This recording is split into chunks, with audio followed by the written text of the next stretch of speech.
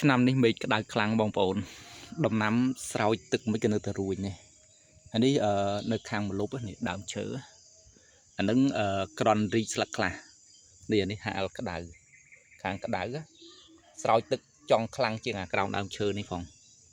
ប៉ុន្តែមើលរួញស្លឹករីកហើយរួញទៅវិញរត់ទៅងាប់ទេនេះបានលលឹមពីល្ងាចមិញហ្នឹងដីវាសើមបើធម្មតាស្រោចអត់ឡើងទេហើយនឹងប្រហែលថ្ងៃមុនភ្លៀងប្រហែលមេងរៀងក្រាន់បើប៉ុន្តែក្រាន់បើក៏អានេះលោះអត់រួចទេណាព្រោះពេលភ្លៀងរួចវាក្តៅវិញស្អែកឡើងវាក្តៅវិញអញ្ចឹងទៅវារីកបានមួយថ្ងៃអាពេលភ្លៀងអញ្ចឹងហើយរួចទៅក៏វាក្តៅខ្លាំងវារួញទៅវិញហើយតំណាំអាណានៅម្លប់នៅអីទៅវារៀងក្រាន់បើអញ្ចឹងទៅវានេះវារីកស្លឹករីកអីខ្លះហើយបើណានៅហាក្តៅវិញអត់ទេស្រោចទឹកមិនក៏អត់ឡើងដែរហើយបងប្អូនខ្លះក៏ថា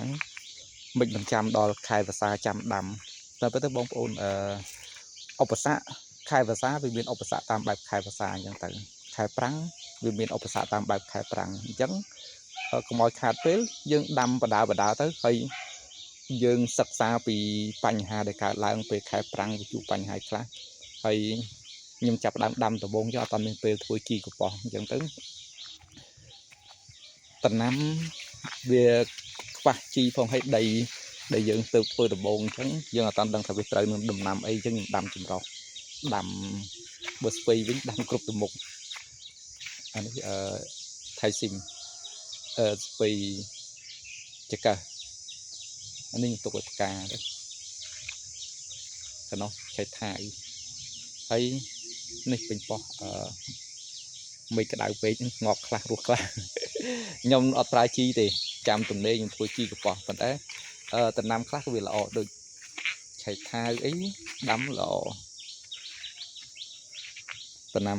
ខ្លះក៏វាល្អតំណាំខ្លះអត់ល្អវាតាមប្រភេទតំណាំហើយខែប្រាំងអញ្ចឹងឆ្នាំនេះវារៀងក្តៅខ្លាំងអញ្ចឹងទៅបងប្អូនខ្លះក៏ថាមិនចាំខែវស្សាទៅវាមានទឹកមានអីសើមអញ្ចឹងទៅយើងស្រួលដាំអញ្ចឹងខ្ញុំគិតថាកុំឲ្យយើងខាតពេលណាដែលយើងជួបឧបសគ្គអីជួបបញ្ហាយើងព្យាយាមដោះស្រាយទៅវាជាបទពិសោធន៍មួយក្នុងរយៈពេល1ឆ្នាំហើយបើយើងគិតថាចាំខែវស្សាវាស្រួលមានទឹកមានអីជួនកាលវាភ្លៀងខ្លាំងពេកវាបង្កជាឧបសគ្គវាធ្វើឲ្យស្មៅដុះច្រើនពិបាកក្នុងការគ្រប់គ្រងស្មៅវាមានបញ្ហាតាមបែបខែវស្សាទៀតមិនមែនថាមានទឹកហើយវាស្រួលក្នុងការដាំទេវានឹងបង្កជាបញ្ហាផ្សេងទៀតអញ្ចឹងក្នុងរដូវណាក៏វាមានបញ្ហាតាមរដូវរបស់វាដែរអញ្ចឹងមួយរដូវប្រាំងខ្ញុំព្យាយាមដាំដំណាំច្រើនដងមែនទែនទោះបីដាំងាប់ក៏ខ្ញុំនៅតែដាំព្រោះខ្ញុំចូលចិត្តពិសោធន៍ចូលចិត្តសង្កេតតាមដានថាតើបញ្ហានោះវាកើតឡើងដោយសារអីអញ្ចឹងពេលដែលយើងបានសង្កេតច្រើនដង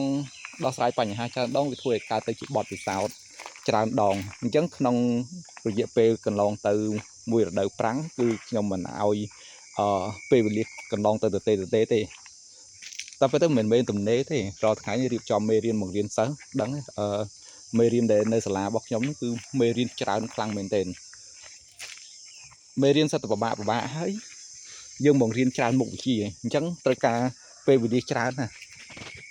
ប៉ុន្តែនៅតែឆ្លៀតរយៈពេលព្រឹកហ្នឹងគឺឆ្លៀតដាំដំណាំដើម្បីយើងទទួលបានបទពិសោធន៍ពីការធ្វើការងារកសិកម្មហើយខ្ញុំអត់ផ្ដោតទៅលើប្រាក់ចំណេញទេបងប្អូនអ្វីដែលខ្ញុំធ្វើនេះគឺពីច្រើនខ្ញុំផ្ដោតទៅលើបទពិសោធន៍ច្រើនជាងហើយរយៈពេលមួយរដូវប្រាំងប្រហែលខែនេះត្បិតតែដំណាំវាពិបាកលូតលាស់ដំណាំខ្លះក៏ល្អដំណាំខ្លះក៏ដាំទៅហើយវាងាប់ទៅវិញខ្ញុំត្រូវដាំច្រើនដងក៏អត់ជាបញ្ហាដែរខ្ញុំអត់គិតថាដាំទៅចំណេញមិនចំណេញទេខ្ញុំគិតថាកន្លងទៅរយៈពេលមួយរដូវប្រាំងហ្នឹងប្រហែលខែ3ខែ4ខែរយៈមួយរដូវប្រាំងហ្នឹងតើយើងទទួលបានបទពិសោធន៍អ្វីខ្លះអ្វីដែលខ្ញុំផ្ដោតខ្លាំងជាងគេគឺបទពិសោធន៍ជាងប្រាក់ចំណេញព្រោះបទពិសោធន៍យើងអាចយកមកដោះស្រាយបញ្ហាបានច្រើនតែប៉ុន្តែពេលវេលាដែលយើងពិសោធន៍មួយរដូវប្រាំងទៅប្រហែលខែទេប៉ុន្តែវាផ្ដល់បទពិសោធន៍ជាច្រើនដែលយើងអាចយកទៅអនុវត្តរយៈពេលវែងទៅទៀតវាមិនមែនជីវិតយើងត្រូវបញ្ចប់ក្នុងថ្ងៃនេះទេហើយទោះបីជាជីវិតយើងត្រូវបានបញ្ចប់ dương nơi so mê riêng chỉ vứt chỉ tràn thì sầm rạp mình chấm nón cào chẳng ca để dương rộp bọt sao tại vây muối dương cũng có tháng dương chấm nái phê tới khát bởi dương mua là khát chẳng dương thua mấy chấm nành ót tê ai chấm nành phê để dương tụi ban bọt sao thắt cứ vi chấm nành hơi nhom flop sao tràn nó bóng ồn chỉ vứt bọt nhom riêng tràn nhom che tràn để sai nhom cho chật sao chẳng hơi còn thì chấm này đăng bọt nhom đi bóng ồn chấm này đăng nhom còn thì chấm này đăng bụi máy chứ còn nhom ai rô sọc rô ban phình mùi chỉ vứt đây hai nhom mến che thử muối bóng ồn cũng che tràn nữa chấm này đăng nhom tràn phăng mến tiền trong ha chấm này đăng tại mùi bọt nhom còn nhom ai rô rô sầm rạp chỉ vứt khuôn ai bàn này và chắc nhom prao đo chấm này đăng từng ở bọt nhom thì anh đi với chia bọt bị sào còn thế à bây giờ khi cho chất khi trong cho chất rô bọt bị sào thấy chấm này đăng từng ở đi ha mơ viên mình trâm ta chỉ chừng trăm chỉ vật bọt nhom bán thế cứ bị ai chay làm đây đo mình lúc chỉ tràn thấy để nhom tầm ra chất một bao sả lá đấy bọt ổn cứ chỉ cà phê bọt bị sào đây dương che tràn hơi dương mình ai vô càng nghe từng ó dương mình ai vô chấm này đăng từng ó từ ở bầm ra càng nghe từng ở bán thì chân dương vừa ca ở kế dương prao chấm này đăng tay 11 cứ ai cho ruột bán này còn té nhưng một bồng riêng ní cứ dương ai prao chấm này đăng từng ở từ bồng riêng mình bán dương prao bọt vì sao chỉ trao được không chỉ vứt tôi chạy mình đây đọc mình bán kho vì dương phơi cá dương ai prao bán chấm này đăng tay 11 cái bóng ô luôn dương từ mũi che tràn phần ná có dương ọt ai từ phơi từng ở bán này dương được phơi bán tay 11 tại đừng bóng ổn chân sẽ đai chừng này đăng để dương chơi màu tràn hơi sẽ đai chừng này đăng để dương chơi màu tràn hơi dương tục cháo gọt và dao từ đài dương thua cá ban từ một từ đài chẳng cá bao sả lá cứ là bông phật bông ôn nhưng ai bông riêng mình bàn đỏ rọp rồi rọp con nè bàn từ ngày một hơi chỉ lo phê để khi bông riêng nữa khi ông nơi nghiêng thì bông ôn cá và co càng như đầm bay chịu chừng châm chỉ vứt khi nơi tại bàn to phơi nơi tại bản toประกอบการងារដើម្បីចិញ្ចឹមជីវិតដដែលហើយការសិក្សាស្រាវជ្រាវនៅតែបន្តខ្ញុំនៅតែធ្វើការសិក្សាស្រាវជ្រាវរកចំណេះដឹងថ្មីច្រើនទៀតដើម្បីបន្តការចែករំលែកកាន់តែទូលំទូលាយហើយដូចសូម្បីតែការងារកសិកម្មនេះបងប្អូនខ្ញុំមិនផ្ដោតលើប្រាក់ចំណេញបងប្អូនខ្លះក៏ថាដាំខ្លួនឯងចឹងស្រួលដែរយើងមិនអស់លុយទិញបន្លែបកាយចឹងណាខ្ញុំថាអត់ទេបើគិតជាលុយវិញខ្ញុំប្រហែលជាចំណាយអស់ច្រើនជាងនេះច្រើនជាងទិញគេហើយដំណាំរបស់ខ្ញុំបើយើងល្អដូចដំណាំគេធ្វើកសិកម្មដើម្បីអាជីវកម្មយើងអត់ល្អទេអ្វីដែលខ្ញុំធ្វើនេះផ្ដោតលើការពិសោធន៍ដីច្រើនជាងហើយខ្ញុំក៏អត់មានពេលធ្វើជីកប៉ុស្តិ៍ដែរអញ្ចឹងដំណាំខ្ញុំវាអាចអត់តន់ល្អទេ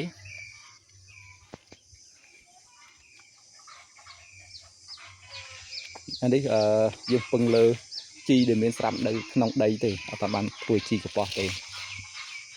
ប៉ុន្តែយ៉ាងណាក៏វាល្អដែរយើងបានដំណាំមួយចំនួនដែរតែត្បិតតែយើងអត់ទៅបាននេះវាអត់ទៅបានល្អខ្លាំងដូចយើងប្រើជីកប៉ុស្តិ៍ជីអីបន្ថែមប៉ុន្តែយើងក៏បានផលដំណាំខ្លះដែរហើយជាងយើងទុកដីទៅទេចោលបងប្អូនបើសិនយើងអត់ដាំដំណាំឲ្យពេញទេស្មៅវាដុះពេលធ្លាក់ភ្លៀងមកស្មៅដុះហើយបងប្អូនខ្លះក៏ថាចាំធ្លាក់ភ្លៀងទៅចាំយើងធ្វើទៅវាធូរដីធូរអីស្រួលធ្វើអញ្ចឹងស្មៅវាប្រកួតប្រជែងហើយដូចខែប្រាំងអញ្ចឹងយើងស្រោចទឹកអាដំណាំយើងដាំនេះស្រោចទឹករត់តែងាប់ឯណាបងប្អូនក្តៅខ្លាំងមែនទេស្រោចខ្លាំងងាប់ខ្លាំងវាមិនងាប់ដោយសារទឹកទេងាប់ដោយសារក្តៅប៉ុន្តែអាស្មៅវិញបងប្អូនល្អណាស់ប៉ះតែទឹកនឹងវាលាស់អូនិយាយវាលាស់វាស្មៅវាល្អត្រូវទឹកមុំគឺល្អក្តៅប៉ុណ្ណាក៏អត់ងាប់ដែរវាធន់ប៉ុន្តែបើដំណាំយើងវិញវាអត់សូវល្អទេក្តៅខ្លាំងមែនទេរួញរត់ទៅងាប់នេះហើយនេះដូចអាផ្លែយើងមើលមកទេសដែលផ្លែហ្នឹងអាហ្នឹងនៅក្នុងម្លប់ឯណាប៉ុន្តែអានៅក្រៅហ្នឹងអត់ផ្លែទេវាបងប្អូនមើលថតទៅមើលមកទេសដូចគ្នាអានៅក្រៅនៅទៅក្តៅទៅអីហ្នឹងគឺស្រោចទឹកយ៉ាងណាក៏នៅតែរួញយ៉ាងដែរហើយខ្ញុំអត់ប្រើជីទេបងប្អូន ខ្ញុំអត់ប្រើជីគីមីទេគឺខ្ញុំចាំទំនេរខ្ញុំធ្វើជីកប៉ោះដាក់បើឥឡូវវាអត់តាន់មានជីកប៉ោះអញ្ចឹងវាតំណាំទៅនេះវារៀបមកលុបខ្លះđểបានផ្លែបានអីបើណាមកលុបចឹងផ្លែបងប្អូនអញ្ចឹងដោយតំណាំវាត្រូវការពន្លឺប៉ុន្តែកាលណាមានពន្លឺក៏វាមានកម្ដៅដែរកម្ដៅខ្លាំងពេកក៏វាទ្រាំអត់រួចនឹងកម្ដៅទេអញ្ចឹងគឺវាអត់អាចផ្លែផ្កាបានទេហើយរុក្ខជាតិបងប្អូនយើងត្រូវដឹងថាវាត្រូវការអាហារដូចមនុស្សអញ្ចឹងវាត្រូវការអាហារដើម្បីរស់ដូចគ្នាហើយអាផតមួយទៀតរុក្ខជាតិវាមិនអាចដើររកអាហាររកចំណីបានដូចសត្វទេបងប្អូនវាអត់ដូចសត្វដូចមនុស្សយើងដែលអាចដើរបានមានដៃមានជើងអាចដើរបានណាអញ្ចឹងវាពឹងលើតែអាហារដែលមាននៅក្នុងដីបើសិនជាយើងមិនបន្ថែមអាហារទេវាខ្វះខាតប៉ុណ្ណាគឺវារស់ប៉ុណ្ណឹងវារស់ទាំងវេទនាអញ្ចឹងការផ្ដល់អាហារដូចយើងចិញ្ចឹមសត្វទេគឺផ្ដល់អាហារឲ្យអញ្ចឹងហើយដំណាំក៏ដូចគ្នាវាត្រូវការអាហារដើម្បីរស់ដូចគ្នាអញ្ចឹងកាលណាបើសិនជានៅក្នុងដីវាអត់ទៅមានអាហារទេវាលូតលាស់ក៏អត់ល្អដែរបងប្អូនវាត្រូវការអាហារត្រូវការអុកស៊ីសែន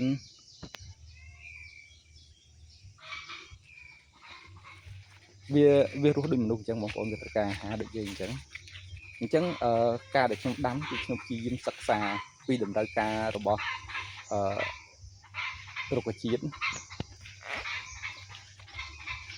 ថាទៅសាលាគេមានអីដូចខាងផ្នែកកសិកម្មផ្នែកអីចឹងគេមានសាលារបស់គេបង្រៀនគេប្រាប់ពីមូលហេតុទាំងអស់ហ្នឹងប៉ុន្តែដែលយើងនៅនឹងចកាផ្ទាល់ចឹងថាមានដីមានកន្លែងដែលដាំបានហើយយើងដាំទៅខ្វះខាតបទពិសោធន៍យើងសិក្សាបដាទៅមិនបាច់ចាំតថាអូចេះអស់សិនចាំមកធ្វើទេធ្វើបដាទៅហើយយើងព្យាយាមសិក្សាបដាទៅនេះពោតទុំអស់កាច់ថប់ពីដំបូងពោតនៅចាស់ជារវល់អត់បានកាច់ដល់ពេលកាច់ហ្នឹងឡើងទុំឥឡូវកាច់ស្ងោអស់ស្ងោរៀងចាស់បន្តិចក៏នៅឆ្ងាញ់ពោតយើងដាំអត់ប្រើជីអត់អីយើងនឹកឃើញតែវារៀងទុំបន្តិចប៉ុន្តែខ្ញុំចូលចិត្តតែពោតរៀងចាស់អញ្ចឹងដែរក៏ហូបទុំក៏ហូបដែរព្រោះយើងខំដាំអីទុំក៏ហូបវាសាច់ណែនល្អផង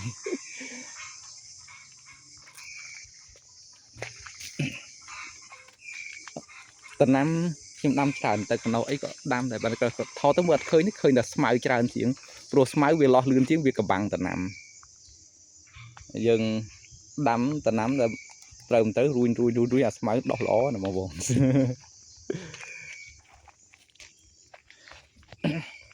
ហើយ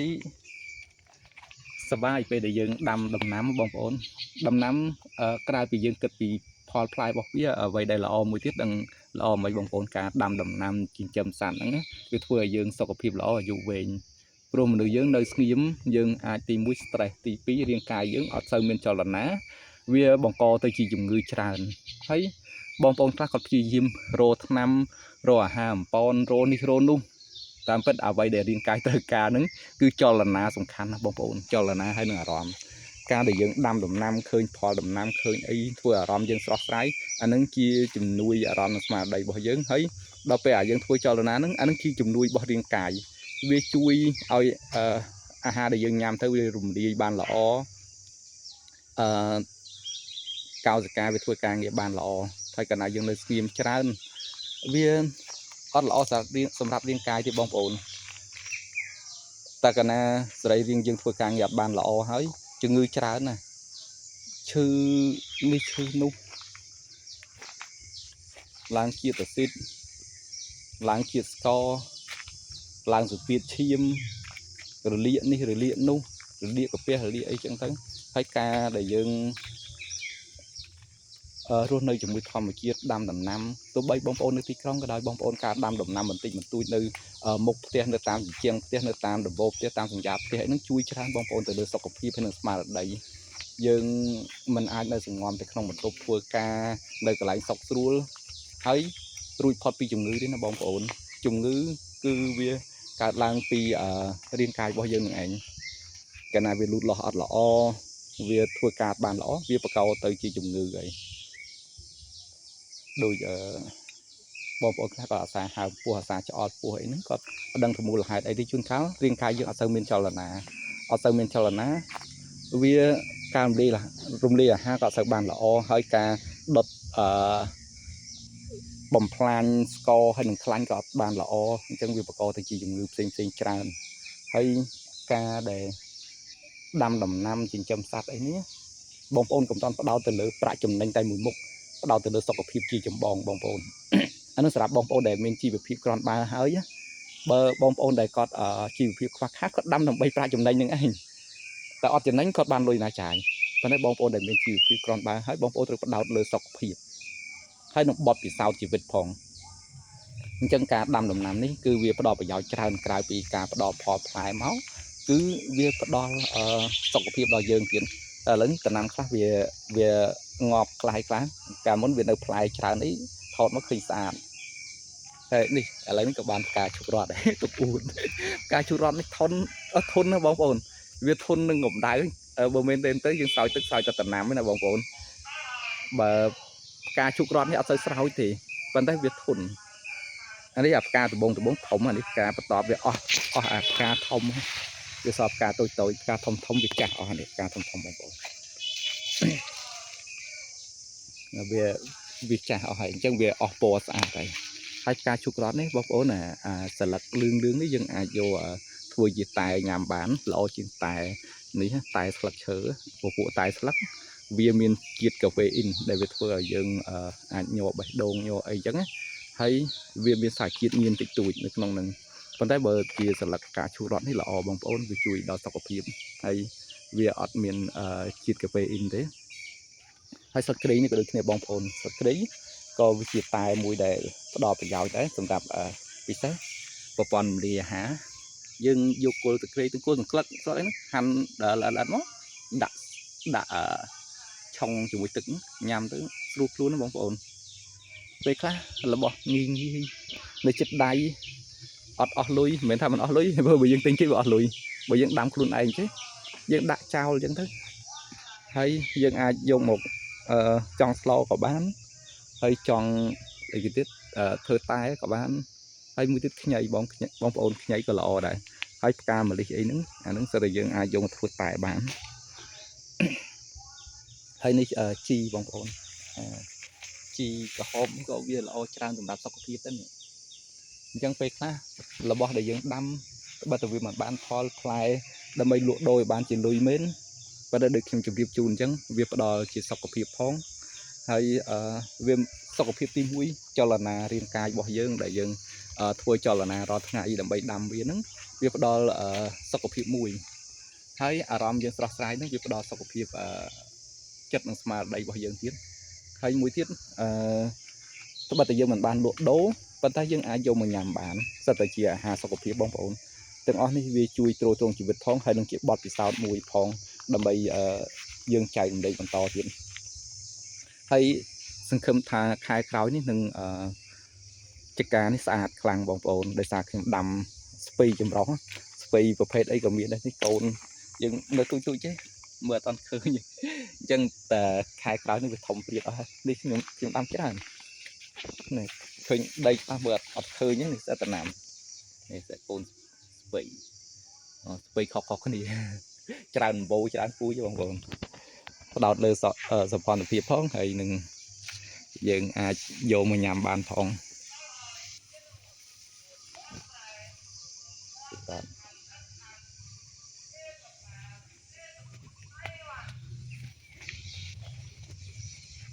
ហើយអាហារវានេះយើងដាំខ្លួនឯងអញ្ចឹងយើងទោះបីថាវាមិនសូវល្អប៉ុន្តែវាមិនមានជាតិគីមីវាមិនមានថ្នាំពុលគីមីដែលសម្រាប់សត្វល្អិតគឺខ្ញុំអត់ប្រើទេអញ្ចឹងវាសុវត្ថិភាពពេលយើងយកមកញ៉ាំហើយខ្ញុំញ៉ាំអត់ចោលទេបងប្អូនស្ពៃអីស្លឹកចាស់មិនឃើញខ្ញុំអត់ចោលដែរព្រោះដោយសារស្ដាយយើងរបស់វាអត់មានសារជាតិពុលសោះហើយមួយទៀតដីបងប្អូនដីយើងដាំខ្លួនឯងអញ្ចឹងយើងក៏ប្រើពពួកអាចសត្វស្រស់បងប្អូនដូចលាមកសត្វកុំយកមកដាក់វាត្បិតថាយើងថាជីធម្មជាតិប៉ុន្តែកុំភ្លេចវាមានមេរោគបងប្អូន mấy rộng nữa tìm mũi về ai bằng co đo đầm nắm tí pi bao nhiêu mình bằng co đo đầm nắm thế việc bằng co đo luôn dừng ảnh đôi lý mộ sạt khác phía màu đòi pong prun pong tên nhà pong sạt lại trên chỉ tràn trắng bây giờ nhằm tới việc chọp anh nói về bằng co chỉ dùng ngữ đo riêng cài dừng với khác dừng cái thẳng lý mộ sạt thom mà chia tới việc thom mà chia thái con tay mấy rộng một chừng luôn có việc thom mà chia bỏ về đây rồi về rồi nó nòng lý mộ sạt này chẳng dương tập thôi chi của bò bong bồn một vô chi mà đã tập nám công vô liền một sạt sọt vô một đã dương tháng thom mà chiến mê rấu có biết thom mà chiến đấy mê rấu mình càng mau bị chia sẻ này mê rấu cái luôn cho mùi thom mà chiến là ngày dương khởi như sớm mai bờ rán cho nó đáng cái khai như chừng người son rấu rồi sai slap mà đâu một phun slap tỏ ngặt phú mà để sai mấy rốt về rồi nơi chúng mình thò mà chia để ta vì bình rủi thì dường mình chẳng ca vô đăng bị thò mà chết dương ai nhây cột nạ bản đôi dương cái thắng đại lên mùa sắt về là ấy về là khác con bị bắt biết còn miếng đấy vì đôi chỉ pro pong tên nhái với màu chọp lại chọp ấy dương vô màu đi lại khác dương vô mình nhằm chạy đi sạt được ấy dương miền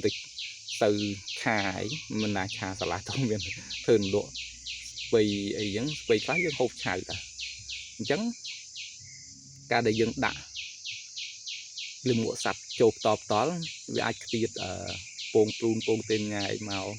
chọp tan sạc chơi sạc ấy để dân nhằm sọt nữa vì bà cô thì chỉ ngư đo riêng cài bỏ dự trên ca vô đăng từ lời thòm chia đừng chia sáng này cứ vì dòng khá nó bong bồn vì chui đào sọc của phim dân tràn ở dân có pưng là bao chùm nuôi vì khăn khai đâm bay sau của phía bóng bóng này về mình là o thế vì là o bằng phốt cứ cá hộp chọc hiện là na may miền sạt phía nó cứ là o bằng phốt đây chắc video này mình miền ấy thì bóng bóng còn là này dây lên những trong video để mấy bóng bóng đặt cộng sản này hay có chỉ bọt thì sao khác để lòng cắt màu dẹp về mùi ở đây prang này chập đầm đầm nằm đi lại ở trong cơm đặc hai cái đó dân đừng từ thua ban đầm nằm càng tại tràn thua su đầm nằm đấy càng tại sọt sàn lùm o nơi tì clear là dân phong hay về đò ở cái design đò sọc của phim dân phong ở con bông ôn từng óc này để ban tuột na video này ở con bông ôn từng óc này để ban control sala bạn cùng nuôi chi vì cho năng phim dân cái lò máu chia sala đại bằng riêng sa đợt cái lấy cho room ai bị bỏ thôn phim lúc đầm bay dừng cùng chia dân